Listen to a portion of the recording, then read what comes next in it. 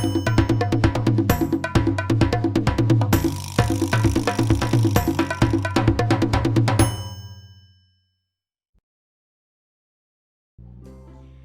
students, I'm Miss Giselda Luna and today I will be discussing you about lesson number 1, Introduction to Personal Development. So the outcome of learnings for this lesson, number 1, understand and describe what personal development is. Number 2, understand and explain the psychological basis of personal development. Number 3, relate the concept of personal development in own experiences as an adolescent. For our lesson, first, we will discuss the 3 aspects of human development. So the first aspect of human development is number 1, physical development. When you say physical development, which covers the growth of the body and the brain, motor and sensory skills, and even physical health. So for number 2 is the cognitive development. Pag sinabi natin cognitive development, it covers our capacity to learn, to speak, to understand, to reason, and to create. So as you can see sa example po dito sa picture, nakalagay learn. So cognitive development. So it is a learning process or it is the human being knowledge critical thinking. Dito naman po, nade-develop naman yung learning natin. Paano learning? For example, to speak. Kung baby ka, hindi ka pa naman nakakapag-produce ng mga words, di ba? So, habang tumatanda ka, habang nagkakaedad ka, ang natututunan natin magsalita, mama, papa, ate, hanggang sa natutunan tayong makipag-communicate. Pag bata ka, di ba, hindi ka pa nakakaintindi kung ano lang sabihin sa'yo ng parents mo. Pag baby ka, hindi mo pa naiintindihan yon. Pero pag lumalaki ka na, nade-develop na yung understanding skills mo, reasoning mo, or your critical thinking, nakakapag-reason out ka na. Pag may tinatanong sa'yo, kaya mo nang sagutin. Kasi na-develop na po yung cognitive natin. So, for number 3 is the psychosocial development, which includes our social interactions with other people, our emotions, attitudes, self-identity, personality, beliefs, and values. So, as you can see dito sa picture, di ba? Nasa na siya, teenagers and yung mga school age. So nakikipag-communicate or nakikipag-interact siya sa mga ibang bata or ibang mga kaibigan niya. So when you say psychosocial, from the word itself, meron siyang social. It is that human relationship or it is the interaction to other people. So dito naman sa pakikipag-interact natin sa other people, natututo tayo makisalamuha sa ibang tao. Meron kasi kung lumaki ka sa loob lang ng bahay, minsan ang hirap sa atin na makisama sa ibang tao. So pag dumating na yung time na pumasok na tayo sa big school, marami tayong nakikilalang mga kaibigan natin. Natututo na tayong makisama na okay pala na makipaglaro, na may iba't ibang klaseng tao pala sa labas ng bahay natin. So psychosocial development, nakakatulong sa atin to para ma-develop din yung sarili natin, yung pakikisalamuha sa ibang tao. Kasi through learnings ng pakikipagkaibigan sa ibang tao, natututo tayo or nade-develop din tayo as a person. Then, human development. So, kung meron po tayong 3 aspect domain of human development, meron din po tayong nag-i-influence sa human development. Ano-ano yon? So, number 1, we have heredity. So, when you say heredity, it is an inborn traits passed on by the generation of offspring. So, pag sinabi natin heredity, usual nyo naman to naririnig. Inborn traits, ito yung namamana natin sa mga magulang natin. Hindi lang physical aspect, kunyari, kulot yung parents mo, kulot ka din. For example, maputi yung nanay mo, maitim yung tatay mo, ang nakuha mo, naging maputi ka or naging maitim ka. So, yun yung mga inborn traits natin.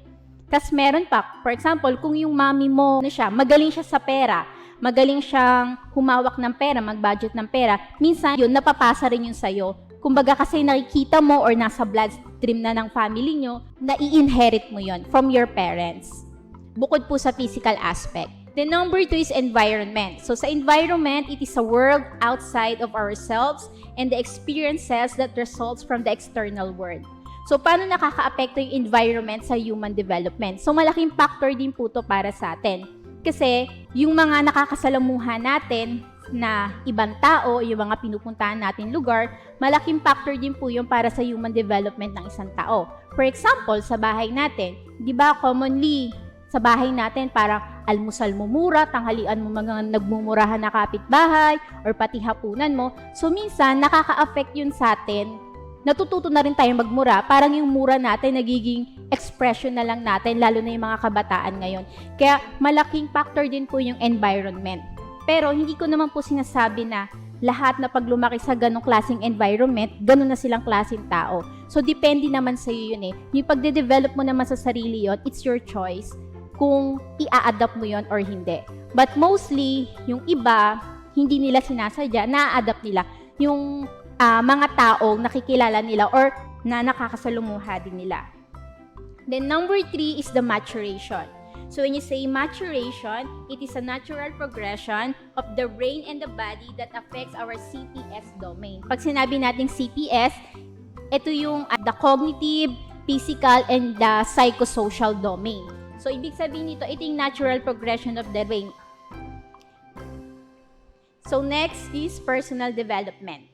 So, what do you mean by personal development? So, nagtataka kayo bakit meron tayong subject na personal development. So, pag sinabi natin personal development, it may be defined as a process in which persons reflect upon themselves, understand who they are, accept what they discover upon themselves, and learn or unlearn new sets of values, attitudes, behavior, and thinking skills to reach their fullest potentials as human being.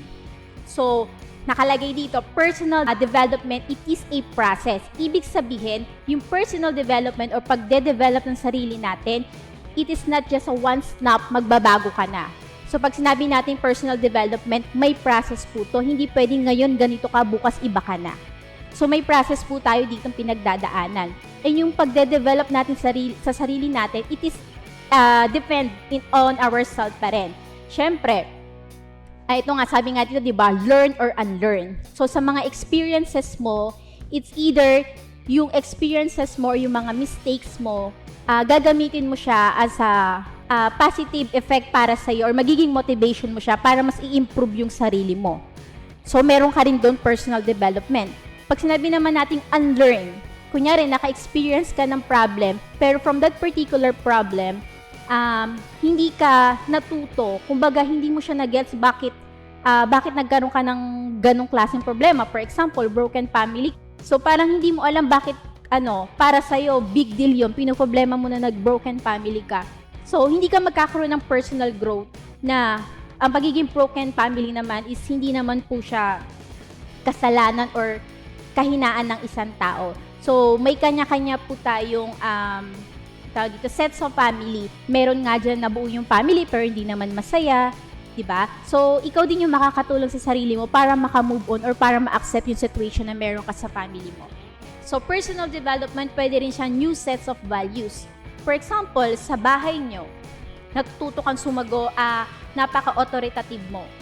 Diba? Gusto mo lahat ng sasabihin mo, nasusunod ka. May kapatid ka, lagi mong minamanduhan, inaaway mo.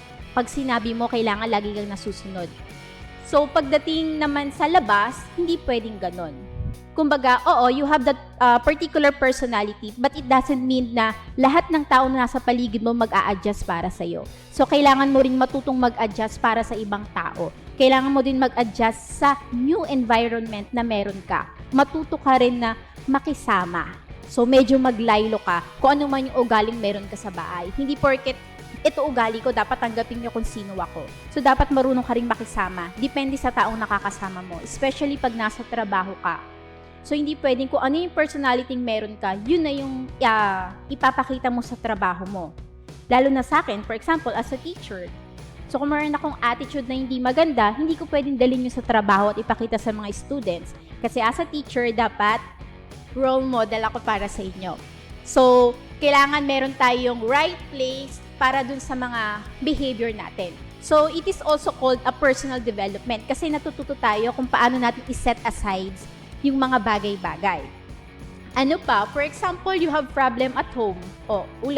Example na ulit is broken family ka. So, may problema ka sa bahay. Kunyari, ako, broken family ako. Naghiwalay kami ng asawa ko. So, hindi pwedeng pagdating sa trabaho, dadalin ko yon. Hindi pwedeng lulungkot-lungkot ako sa trabaho, hindi pwedeng tulala ako, hindi pwedeng wala ako sa sarili. So, dapat matuto tayo na i-set aside yung problem natin sa bahay, sa work natin. So, yun po yung tinatawag natin na personal development. At least ikaw, aware ka sa mga nangyayari sa buhay mo, sa sarili mo, na hindi lahat ng problema na meron ka, kailangan maging pabigat ka na rin sa ibang tao. So, dapat kaya mo rin i-carry yung sarili mo sa labas. Next, adolescence. So, adolescence. So, ito na kayo. So, pag sinabi nating adolescence, it is the transition between childhood and early adulthood. Tandaan, transition between childhood and early adulthood. So, dito, sa adolescence, mayroon po tayong 3 stages. So, meron tayong early, middle, and late adolescence. For early adolescence, when you are 10 to 13 years old. For middle adolescence, 14 to 16. Late adolescence is 17 to 20. So, dito, as a grade 11 student, naglalaro tayo dito sa middle to late adolescence. So, next, we are going to discuss about the Abraham Maslow hierarchy of needs. So, dito, Maslow stated that people are motivated to achieve certain needs and that someone needs takes precedence over others. Our most basic need is for physical survival, and this will be the first thing that motivates our behavior. Once that level is fulfilled and the next level's up, this is what motivates us, and so on. So for number 1, we were going to discuss about the physiological needs. So nakikita nyo may arrow dyan. Pag sinabi natin physiological needs, this is your basic needs. Pag sinabi natin basic needs, ito yung mga kailangan natin para mabuhay. So, tingin nyo ba yung cellphone nyo, it is your basic needs, it is your physiological needs or not? So, yes, definitely your cellphone is not your basic needs and it is not under physiological needs. Kasi pag sinabi natin physiological needs, these are biological requirements of human survival. Ibig sabihin, survival. Ito yung kailangan natin para mabuhay tayo. So, anong meron tayo dyan? Meron tayong air, food, drink, shelter, clothing, and sleep. So, ito yung mga kailangan natin para mabuhay tayo. Ito yung mga bagay na pag wala, hindi tayo mabubuhay. Yung cellphone, di yan basic needs. Hindi siya under ng physiological needs. Kasi pwede naman tayong mabuhay kahit walang cellphone. Diba? So, tandaan nyo po kasi dito po sa hierarchy of needs, medyo nalilito sila pagdating sa physiological, safety, love, and belonging. So, tandaan mo yung physiological, it is your basic needs. Yung kailangan mo for your survival. Then number 2 is your safety needs or your security needs. It is once an individual physiological needs are satisfied, the needs for security and safety become salient. People want to experience order, predictability, and control in their lives. These needs can be fulfilled by the family and society. So example dito, sa safety needs natin is the security of resources, employment, and family and health. The number 3 is love and belonging needs. Love and belonging needs, after physiological and safety needs have been fulfilled, the third level of human needs is social and involves feelings of belongingness. The needs for interpersonal relationships motivates behavior. So example dito, friendship, intimacy, trust and acceptance, receiving and giving affections and love, affiliating, being part of a group, like a family or with your friends. Sinasabi natin, di ba, no man is an island. So, hindi po tayo mabubuhay, wag natin isipin na kaya kong mabuhay mag-isa. Wag tayo masyadong magmalaki sa pamilya natin na pag pinapagalitan tayo, lalayas na agad tayo na kaya ko sarili ko. Kasi hindi po. Kailangan din po natin ng love and sense of belongingness. Saan natin siya makukuha? Sa family natin, number 1, syempre. Then, sa friendship, love, intimacy, and affection. So, kailangan natin to. Wala naman sigurong taong bato na hindi kailangan ng love or sense of belongingness sa mga tao. So, minsan kahit wala kang boyfriend, basta meron kang kaibigan na alam mong mahal ka at tanggap ka, okay na yun sa'yo. So, mahalaga rin po sa isang tao na kumpleto tayo na nagmamahal tayo at minamahal din tayo. So, parang wala pa naman nakikilalang tao na hindi marunong magmahal. 'Di ba?